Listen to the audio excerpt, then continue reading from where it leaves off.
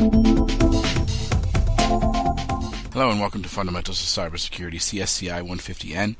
This is Peter Keurig, your instructor, and this is Chapter 13, Intrusion Detection Systems and Network Security. In this chapter, you will learn how to apply the appropriate network tools to facilitate network security, determine the appropriate use of tools to facilitate network security, and apply host-based security applications.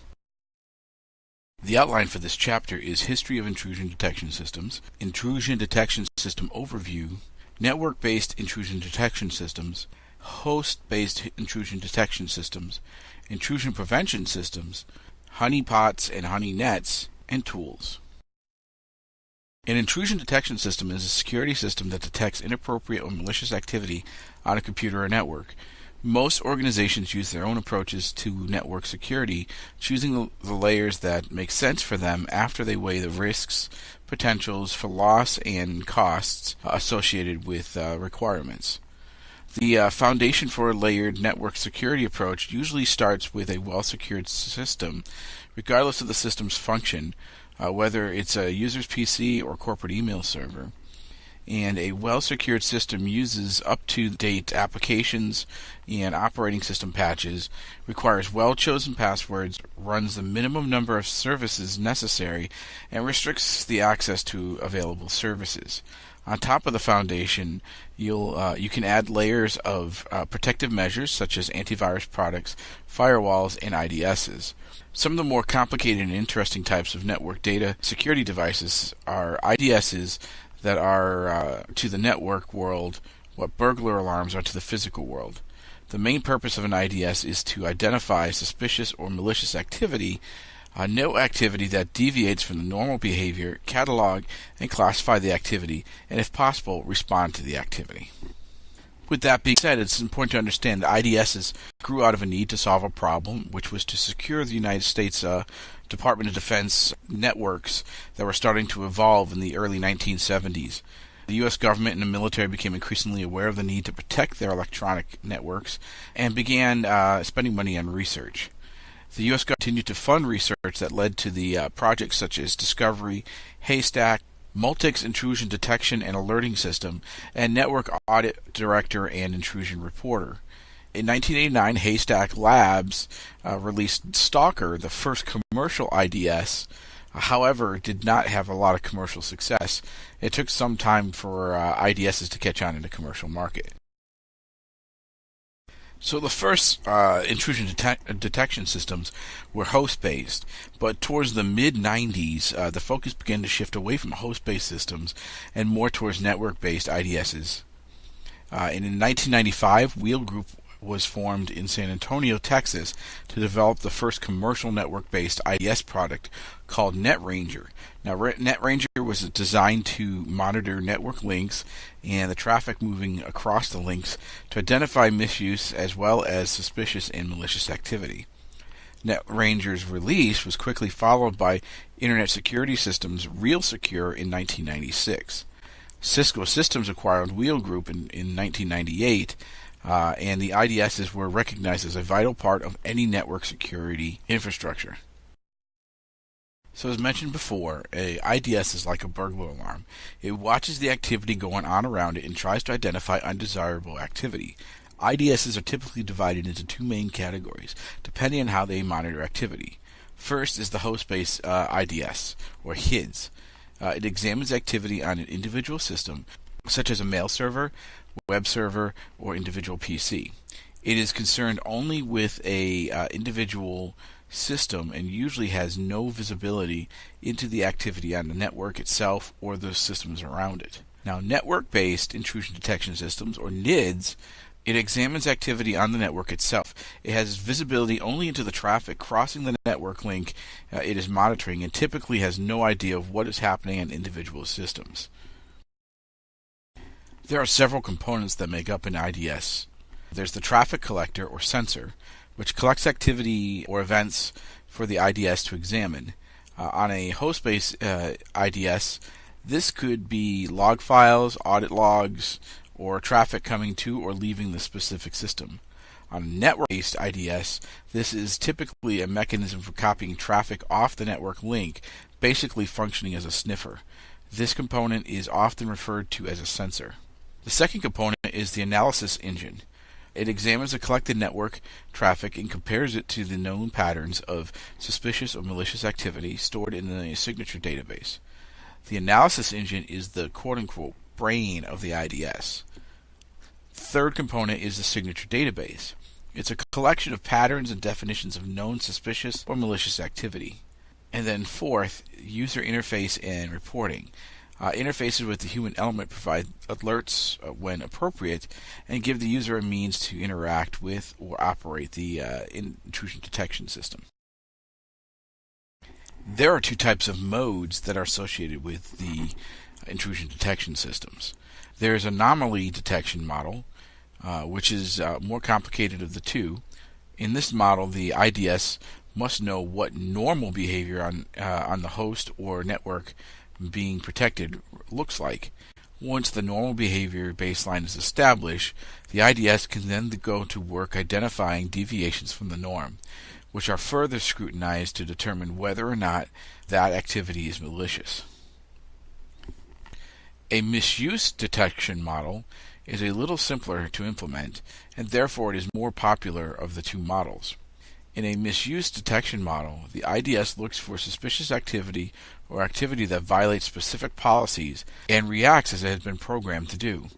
This reaction can be an alarm, an email, a router reconfiguration, or a TCP reset message. Typically, misuse detection is the more efficient model, as it takes fewer resources to operate, does not need to learn what quote-unquote normal is, and will generate an alarm whenever a pattern is successfully matched. The misuse model's greatest weakness is the reliance on a predefined signature base. Any activity, malicious or otherwise, that the misuse base IDS does not have a signature for will go undetected. So as we said, some IDSs need signatures in order to detect activity that is malicious or suspicious. So there are two types of signatures. There's content-based signatures, which are generally the simplest. They are designed to examine the content of such things as network packets or log entries.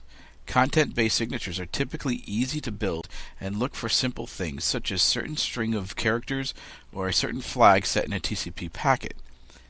Now, content-based signatures are generally more complicated, as they are designed to match the large patterns of activity and examine how certain types of activity fit into the other activities going on around them. Context signatures generally address the question, how does this event compare to other events that have already happened or might happen in the near future? Context-based signatures are more difficult to analyze and take more resources to match, as the IDS must be able to remember past events to match certain context signatures. An IDS can have false positive and false negative detections, as well as it could have true positive and true negatives. When an IDS matches a pattern and generates an alarm for benign traffic, meaning the traffic was not hostile and not a threat, this is called a false positive. In other words, the IDS matches a pattern and raised an alarm when it really didn't need to do so. Hostile activity that does not match an IDS signature and therefore goes undetected is called false negative.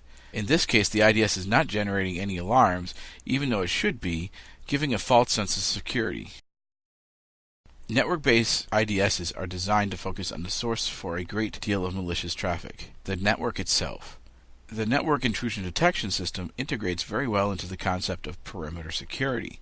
Network intrusion detection systems look for certain activity that typify hostile actions or misuse, such as denial of service attacks, port scans or sweeps, malicious content in the data payload or a packet or packets, vulnerability scanning, Trojan, virus, or worms, tunneling, and brute force attacks.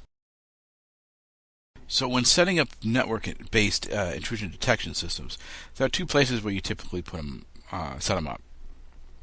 The first is just outside the firewall of your external connection. This will detect any malicious or suspicious traffic as it hits your firewall and allow you to analyze it and determine if it's a threat to your network. Then the other place to put it is just on the inside of that same perimeter firewall. and try to detect any traffic that might have made its way through. Ideally speaking, when we get more into IPSs or intrusion prevention systems, you put the IDS just outside your firewall and you put the IPS just inside your firewall, so that any traffic that is suspicious that passes through the firewall and its protective rules would be detected by the IPS and responded to. But for now, we can put an IDS on either side of the firewall, depending on what the purpose is, to detect malicious traffic as it's coming to us, or to detect when it's gotten through the firewall. Like everything else, there's advantages and disadvantages to network-based IDSs. The advantages are providing IDS coverage requires fewer systems on a network-based IDS. Deployment, maintenance, and upgrade costs are usually lower. And network IDSs have visibility into all network traffic and can correlate attacks among multiple systems. The disadvantages, though, are it's ineffective when traffic is encrypted. It cannot see traffic that does not cross it. It must be able to handle high volumes of traffic. It does not know about activity on host systems themselves. Network-based intrusion detection systems can be both passive or active. On passive systems, the network intrusion detection system simply watches the traffic, analyzes it, and generates alerts. It does not interact with the traffic itself in any way, and it does not modify the defensive posture of the system to react to the traffic. A passive network intrusion detection system is very similar to a simple motion sensor. It generates an alarm when it matches a pattern, much as the motion sensor generates an alarm when it sees movement. An active NIDS contains all the same components and capabilities of the passive NIDS, with one critical addition. The active NIDS can react to the traffic it analyzes. These reactions can range from something simple like sending a TCP reset message to interrupt a potential attack and disconnect a session, to something complex such as dynamically modifying the firewall rules to reject all traffic from specific source IP addresses for the next 24 hours. Now, there are network intrusion detection system tools. There are numerous tools or examples of NIDS tools in the marketplace, from open source projects to commercial entries. There's Snort, which has been the de facto standard IDS engine since it was created in 1998. It has a large user base and set the standard for many IDS elements, including rule sets and formats. Snort rules are a list of activities that the Snort will alert on and provide the flexible power behind the IDS platform. A new entrant to the IDS marketplace is Seracata. Seracata is an open source IDS begun with the grant money from the U.S. government and maintained by the Open Source Security Foundation. Seracata has one advantage over Snort. It supports multi-threading, while Snort only supports single-threaded operations. Next, there are host-based intrusion detection systems. A host-based intrusion detection system, or HIDS, examines log files, audit trails, and network traffic coming into or leaving a specific host. HIDS can operate in real time, looking for activity as it occurs, or in batch mode, looking for activities on a periodical basis. Host-based systems are typically self-contained, but many of the newer commercial products have been designed to report to and be managed by a central system. Host-based systems take local system resources to operate. In other words, a HIDS will use up some of the memory and CPU cycles of the system it is protecting. Most HIDS focus on the log files and audit trails generated by the local operating system. Some HIDS can cover specific applications, such as FTP or web services, by examining the log provided by those specific applications or examining the traffic from the services themselves. Within the log files, the HIDS is looking for certain activities that typify hostile actions or misuse, such as the following: logons at odd hours, login authentication failures, addition of new user accounts, modification of user accounts, modification or removal of binary files, such as executables, starting or stopping processes, privilege escalation, and the use of certain programs. Like a network IDS, host-based IDSs have advantages and disadvantages. Advantage-wise, they can be very operating system specific and have more detailed signatures. They can reduce false positive rates. They can examine data after it has been decrypted. They can be very application specific. They can determine whether or not an alarm may impact that specific system. Disadvantages of HIDs. HIDs must have a process on every system you want to watch. HIDs can have a high cost of ownership and maintenance. HIDs uses local system resources. HIDs has a very focused view and cannot relate to activities around it. The HIDs, if logging only locally, can be compromised or disabled. Once again, your host-based IDSs can have active or passive HIDs. On a passive system, it simply watches the activity, analyzes it, and generates alarms. It does not interact with the activity itself in any way, and it does not modify the defensive posture of the system to react to the traffic.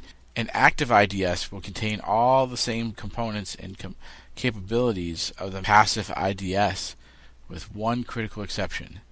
The active IDS can react to the activity that it analyzes. Over the last few years, we have seen a resurgence and advancement in host-based intrusion detection systems.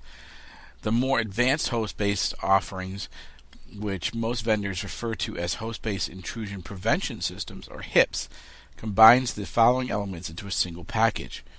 Integrated system firewall. The firewall components check all network traffic passing into and out of the host. Users can set rules for what types of traffic they want to allow into and out of their networks. Behavioral and signature-based IDS. This hybrid approach uses signatures to match well-known attacks and generic patterns for catching zero-day or unknown attacks for which no signatures exist. Application control. This allows administrators to control how applications are used on the network and whether or not new applications can be installed. Controlling the addition, detection, and modification of existing software can be a good way to control the system baseline and prevent malware from being installed. Enterprise management. Some host-based products are installed with an agent that allows them to be managed by and report back to a central server. This type of integrated remote management capability is essential in any large-scale deployment of a host-based IDS/IPS. Malware detection and prevention. Some HIDs and HIPs include scanning and prevention capabilities that address spyware, malware, rootkits, and other malicious software. Now, intrusion prevention systems, as I briefly touched on a little while ago, an intrusion prevention system monitors network traffic from malicious and unwanted behavior and can block, reject, or redirect the traffic in real time. Most IPSs are merely expansions of IDS capabilities. As a core function, an IPS must be able to monitor for and detect potentially malicious network traffic, which is essentially the same function as a IDS. However, an IPS does not stop at merely monitoring traffic. It must be able to stop or prevent malicious traffic from having an impact. To qualify as an IDS, the system just needs to see and classify the traffic as malicious. To qualify as an IPS, the system must be able to do something about it. So, I'd like to put this image together simply to reiterate the difference between an IDS and an IPS. Look at the IDS as being a neighborhood watch. It can observe, it can warn, it can call the police if it believes something is going wrong in the neighborhood. It's just an eye out there to detect bad behavior. An IPS is more like a patrolman. They could be walking a beat and they could see something, they can observe something, and then they could do something to stop or prevent it by arresting the person or shouting and scaring them off or whatever. So an IPS is a patrolman and an IDS is a neighborhood watch. A honeypot is something like a digital sandbox. It is an artificial environment where attacks can be contained and observed without putting real systems at risk. So a good honeypot appears to an attacker to be a real network consisting of applications or application users, user systems, network traffic, and so on. In most cases, it is actually made up of one or a few systems running specialized software to simulate the user and network traffic common to most targeted networks. A honeynet is a collection of two or more honeypots. Larger, very diverse network environments can deploy multiple honeypots when a single honeypot does not provide enough coverage. Honeynets are often integrated into an organization-wide IDS/IPS because the honeypot can provide relevant information about a potential attacker. And finally, let's look at some tools.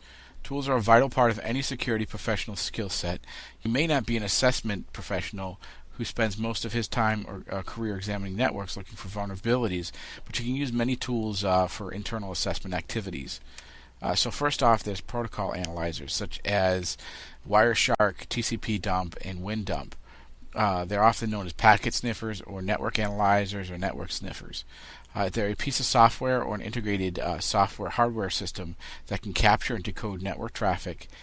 Protocol analyzers have been popular with system administrators and security professionals for decades because they are seen as versatile tools and useful for a network environment.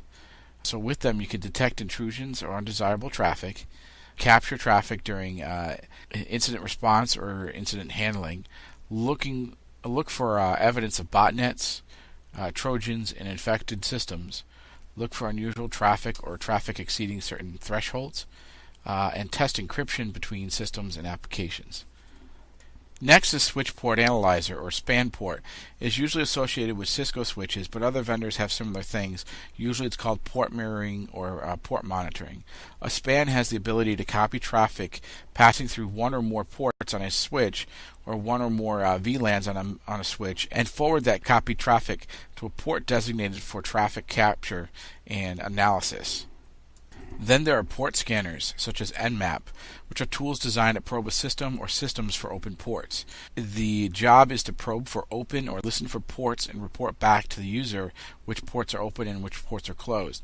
This will give an indication to what systems are live on the network, what ports are open for services on a system, and if the system is properly configured. So you can search for specific ports, or you can do a general port sweep of an entire system looking to see what's available. It can use TCP and UDP.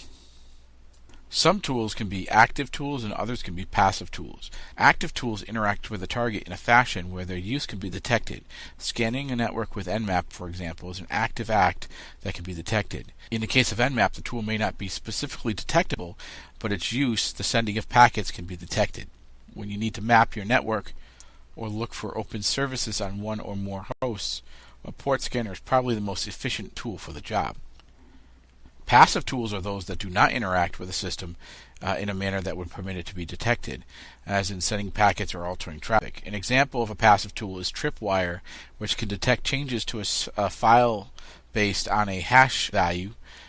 Another passive example is the OS mapping that analyzes TCP/IP traces with a tool such as Wireshark.